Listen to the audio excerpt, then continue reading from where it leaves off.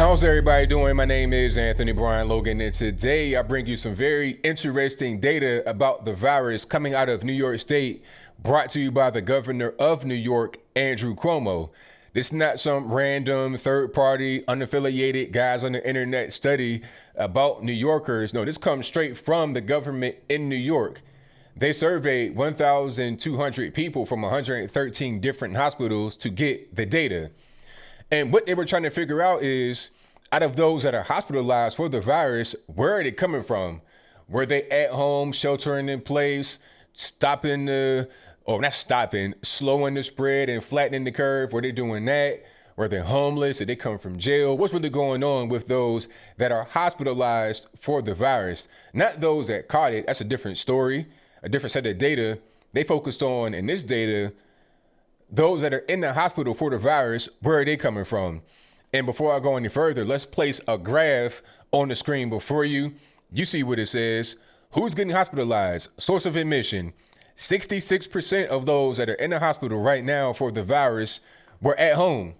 Now, you may be saying, hey, ABL, they could just be living at home, but it doesn't mean that they don't go out, go on the subway or work. Well, yes, it does mean that, because if you look deeper into the data, these people have non-essential jobs, aren't working, at home, unemployment. They're doing the whole shelter in place, all this, that, and the third. And the irony of the whole thing is that on the bottom of the graph that I placed on the screen, it says stay at home, stop the spread, and save lives. Well, they're doing the stay at home thing, stopping the spread. I'm not really sure about that. If 2/3 of those that are in the hospital right now from the virus were at home and saving lives, how many of them that are hospitalized are going to make it? Hopefully they all do. But I mean, apparently this whole slogan you got going on ain't really working out too well, because under 18% of those that are in the hospital from the virus came from a nursing home. This kind of relates to what I was saying earlier on my Twitters about people that are in, at nursing homes, sheltering in place. Most of those that are going to get it are going to come from there. Why? It ain't hard to tell. You're in a place, you're breathing in a lot of the same oxygen. If you're living in these high-rise New York buildings, you get AC units that are probably connected from apartments. That's how Legionnaire's disease was. It was coming through the vents. That could be the same thing going on here with the virus. But the main thing is that you're not outside, you're not getting fresh air, you're not getting sun, and your immune system is starting to drop. So if you come in contact with anything, you can catch the virus and get sick to the point where you got to go to the hospital. I think that's what's going on right here. And the data pretty much back up what I'm saying. You see on that same data chart, it said only 2% of those that are in the hospital right now were homeless. So, I mean, if they're outside all the time, if they live outside all the time, only 2% of them caught it. And what's really going on? They probably caught it from the subway, which is not outdoors. Okay, it's underground in the tube. That's probably where they caught it from. But just being out on the street, with the cup begging for change in Times Square or whatever, they're not really catching it. And they're not talking about those that have essential jobs or anything like that in the graph. Maybe that comes from the 8% other. From what I'm looking at, it appears as if those that were sheltering in place or inside of a building for a long time are those that are in the hospital suffering from it, and those that were not doing that are not in the hospital and suffering from it. That's what it looks like on the data. This is not just New York City. This is the entire state of New York, because like I said, the governor of New York, Andrew Cuomo, was presenting it. But in the information, they say that most of them come from downstate, which means New York City. Okay. And they also said it's like majority, minority. So African American, Hispanic. And the question is why? Well, I'll give you some more data. 96% of them had a comorbidity, a chronic comorbidity. So you're talking about heart disease, diabetes, congestive heart failure, that type of thing. The virus just made whatever they had worse. You understand what I'm saying? So that's what's going on. The chronic illnesses that people probably have that are hospitalized right now with the virus are preventable. Most of it, for the most part. I mean, if you have diabetes, like type 2 diabetes, you're obese or whatever, that just goes down to your diet. You know, you got a bad diet, bad lifestyle. You're eating all kind of food. You're eating all kind of taquitos and fried chicken and everything else. And, you know, you're drinking, you're drugging, all this, that, and the third. That's going to cause a problem. People get mad at the Surgeon General, Jerome Adams, for saying, hey, do it for your abuela, do it for your pop, do it for your big mama. You know, don't be drinking and drugging, all this, that, and the third. They got mad at him for saying that. But he was giving you the warning, because those that are in the hospital right now in New York State tend to fall into the category in which he was talking about. Okay, people that are at risk. It's not a genetic thing. He said that on TV. Jerome Adams did. It's not a genetic thing. It's about diet. He himself even said that he has a lot of the same things that put black folks at risk. Okay, and he looks pretty, decent, but growing up in a certain kind of way, you're eating foods that aren't really good for you, drinking Kool-Aid, eating all types of tacos, food with all kind of cheese. Like, when you just eat the wrong food all the time, eat a lot of it, it creates problems in you, and that can make the virus worse. So we got a pretty good handle on what's going on here, all right? If you're inside all the time and you're lowering your immune system and you're breathing in all kind of toxins in New York City, they got all kind of roaches and rats. That can't really be good for you. Asthma, that's where asthma comes from, living in like roach infested. That's where, because they carry the disease that causes asthma. And for wrong, let me know in the comments below, but that's where it comes from.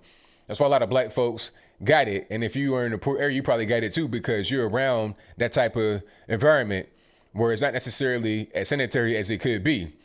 The main thing we should focus on going forward is, sanitary living conditions and common sense things. When you're locked in the house for 4 or 5 weeks, months at a time, you're not going to be able to fight off viruses as much as you would be if you were outdoors. Obviously, the homeless know that. They out there touching everything. They touching doo-doo on the ground, needles, they doing all that. They're outside, they live outside, but yet only 2% of those that are in the hospital in New York State were homeless. Now, I know you're going to say, well, it ain't that many homeless people. There's more people in their home. Well, if you're in your home and you're going to be safe in your home, then why is it that 2/3 of those that are in the hospital right now were at home being safe, not traveling, not working, just being sheltering in place? And I just don't really understand. I think what's going on here as I close is that the sheltering in place is not working. It's probably making the problem worse. And it's going to prolong the problem, because even if you're able to just duck and dodge from the virus by hiding in your house for 3 months at a time, when you come out of that, you're going to have a weak immune system. So whatever you can get the cold, the flu, the China virus, whatever, anything you get is going to cause a really bad problem, because you have a compromised immune system by being inside for so long. You could be a young, kind of a quote unquote healthy person, but you're not having a strong immune system due to being inside for so long. Therefore, you're going to be vulnerable. You could do all the Pilates and push-ups you want to inside your house, but you're not out there getting the bacteria and the toxins and whatnot exposed to you. Therefore, you have no immunity to it. You got to build up herd immunity. The WHO themselves said that Sweden could be the model going forward. What did they do? They allow people to make their own choices. They did not do a full lockdown. They gave recommendations, and that was it. Okay, they may have a slightly higher death total than neighboring Norway. Most of that came from nursing homes, and Norway will get to the same death toll as Sweden, but it'll just take longer. You're not going to actually avoid getting the virus by staying at home. The only thing that staying at home was going to do was slow the spread and flatten the curve. And the purpose was to not overwhelm the hospital system. Well, people are getting laid off left and right all over the United States. So I think we've accomplished that goal of not overwhelming the system. So what are we doing now? Nothing other than damaging the economy and damaging ourselves by not having a strong immune system. I go outside every day. I don't care. And I've not been sick yet. I'm not going to be out here just unprepared for whatever comes. They're talking about in some places it's not going to be a lockdown release until they come out with a vaccine or a cure. Really? This virus is a coronavirus. So is the common cold. Is the common cold, I think we have a cure for it yet? Is there a vaccine for the common cold? I don't think so. So how do you think it's going to be a cure or a vaccine for this? type of coronavirus within 2, 3, 6 months. It doesn't make any sense, but I think I'll leave that right there for now. And what say you? Do you think that staying at home is actually causing more harm than good? Not just from an economic standpoint, which is obvious, but also from a health standpoint. Judging by the numbers you have in New York State, the state that's the most hard hit by the virus. If that's your viewpoint, let me know why in the comments below. Or am I wrong? Am I spreading misinformation? If I'm spreading misinformation and falsehoods, then tell that to Andrew Cuomo. Tell that to the government in New York State. Tell them that I'm reading their numbers. I'm giving you what they're giving me. And if you don't believe it, there's links in the box. Check it out. You can go to Forbes, CNBC. You can hear Governor Cuomo himself say it on TV.